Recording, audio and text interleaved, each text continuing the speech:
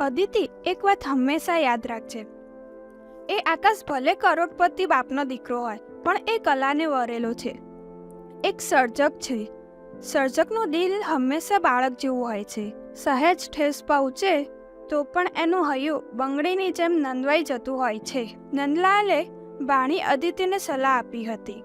માતા પિતાને એક કાર અકસ્માતમાં ગુમાવ્યા બાદ અદિતિ મોસાળમાં જ મોટી થઈ હતી. અદિતિ મામા અને મામી બંનેની લાડકી હતી. આકાશ ખૂબ સારો ચિત્રકાર હતો. એ ચાલે ત્યારે સહેજ લંગડાતો હતો.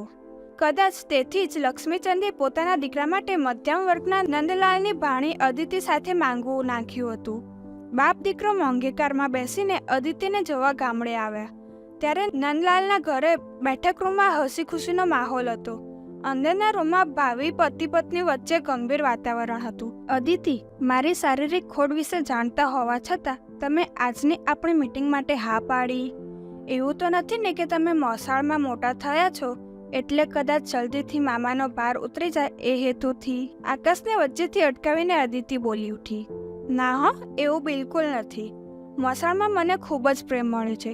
મારું ચાલે તો હું આ ઘરમાં જ જીવન વિતાવી દઉં, પણ છોકરી છું એટલે સાસરે તો જવું જ પડે ને. અદિતિ, શહેરમાં પપ્પાની પોઝિશન જોતા અને મને પગમાં તકલીફ હોવા છતાં પૈસાદાર પિતાની છોકરી મળી તો જાય, પણ સાચું કહું તો મારી જ ઈચ્છા મધ્યમ વર્ગની છોકરી સાથે લગ્ન કરવાની છે. કેમ એમ? અદિતિએ આંખો પટપટાવીને પૂછ્યું હતું. કારણ કે મિડલ ક્લાસની છોકરીઓ દંભી નથી હોતી, એ નિખાલસ હોય છે. એવું તમને કોને કહ્યું? મારી મા પણ તમારી જેમ જ નાના ગામના મિડલ ક્લાસ ફેમિલીમાંથી જ આવતી હતી. એને પૈસાનું બિલકુલ મોહ નહોતો.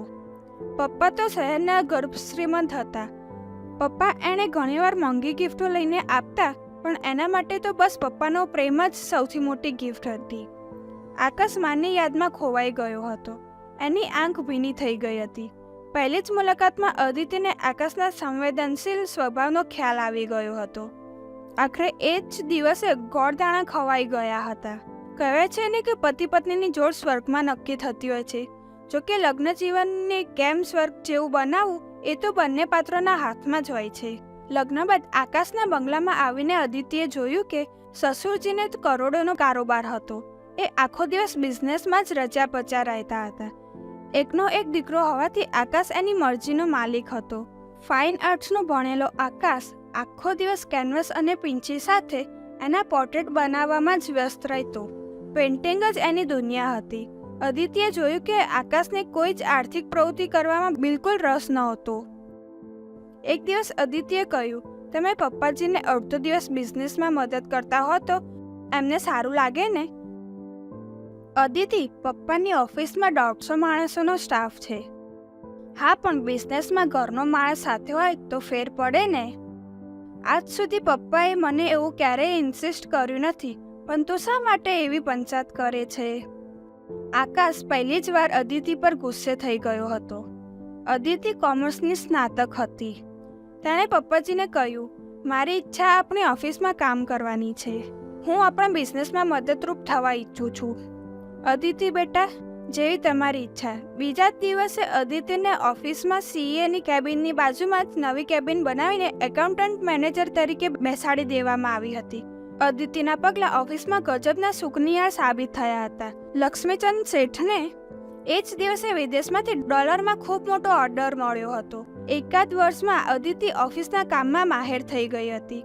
લક્ષ્મીચંદ શેઠ પણ પુત્રવધુના વખાણ કરતા થાકતા ન હતા. આકાશ રાબેતા મુજબ તેના કેનવાસની દુનિયામાં ખોવાયેલો રહેતો. આકાશનું આકાશ તેની કલ્પનાના રંગોથી રંગાયેલું હતું. એણે અદિતિને એક સ્પેસ આપી દીધી હતી કે અદિતિને કોઈ પણ કામ કરવું હોય તો આકાશને પૂછવાનું રહેતું નહીં. પતિ પત્ની એકબીજાને સ્પેસ આપે તેમાં ખોટું નથી, પણ આકાશ અને અદિતિના કિસ્સામાં સમય જતાં એ જ સ્પેસ બરફની દિવાલ બની ગઈ હતી, જેની આજુબાજુ બંને પાત્રોની પરસ્પરની અંદરની લાગણી જાણે કે થીજી ગઈ હતી. લગ્ન જીવનના એકાદ વર્ષમાં રાત્રે પથારીમાં પણ બંનેના સંબંધો જાણે યંત્રવત બની ગયા હતા. સમય જતાં પત્નીની પ્રગતિ અને પ્રશંસા આકાશને ખૂંચવા લાગી હતી. વળી ખુદને શારીરિક ખોડના કારણે આકાશ લઘુતા ગ્રંથિથી પીડાવા લાગ્યો હતો. બંને વચ્ચે નાની નાની બાબતોમાં તણખા ઝરવા લાગ્યા હતા.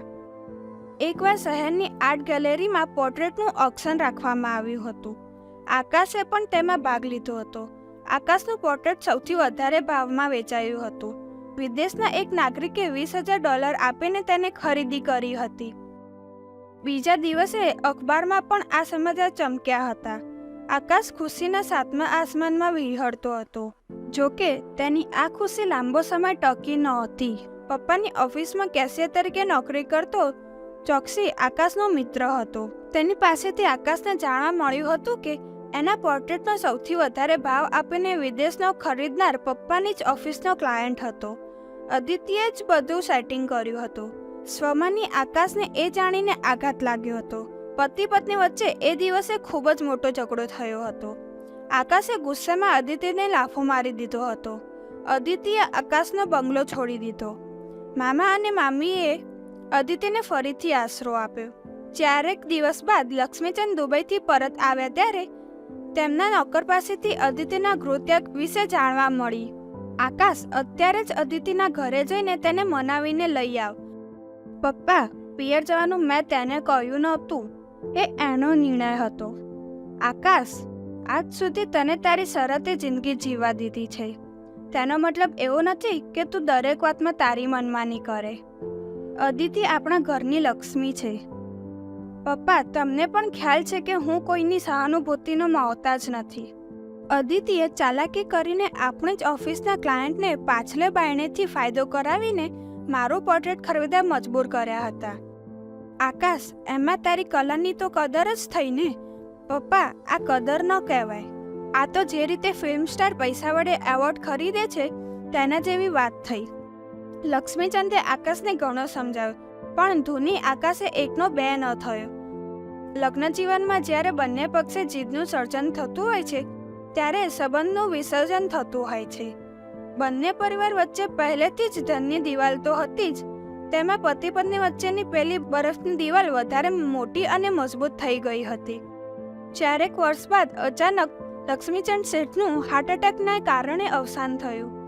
અખબારમાં બેસણાની જાહેરાત વાંચીને અદિતિ તેના મામા સાથે શહેરમાં આકાશના બંગલે આવી હતી. અદિતિની સાથે 3 વર્ષનો દીકરો પણ હતો. પપ્પાના હાર ચડાવેલા ફોટા પાસે બેઠેલો આકાશ ચમક્યો. સૌ કોઈક વિખરાઈ ગયા બાદ આકાશ અદિતિ તરફ લગભગ દોડ્યો હતો. અદિતિએ પાછળ ફરીને કહ્યું, આકાશ, પપ્પાજીએ 1 વર્ષમાં મને જે પિતાનો પ્રેમ આપ્યો છે એ જ આજે મને અહીં સુધી ખેંચી લાવ્યો છે. અદિતિ, આ બાળક, હા, એ આપણો જ દીકરો પ્રેમ છે. આપણે છૂટા પડે ત્યારે હું પ્રેગ્નન્ટ હતી. અદિતિ, આઈ એમ સોરી. તે તો મારો ઉત્સાહ વધે તે હેતુથી જ મારું પોર્ટ્રેટ વેચાવ્યું હતું. એ વાત આજે મને સમજાય છે. પ્લીઝ તું મારા જીવનમાં પરત આવી જા. મામાએ કહ્યું, અદિતિ, જમાઈનું માન રાખી લે. નાનકડા પ્રેમને પણ પિતાનો પ્રેમ મળી જશે. અદિતિએ ભીની આંખે આકાશની આંખોમાં જોયું. આકાશની આંખમાંથી આંસુ વહી રહ્યા હતા. પતિ પત્ની વચ્ચેની પેલી બરફની દિવાલ ઓગળી રહી હતી.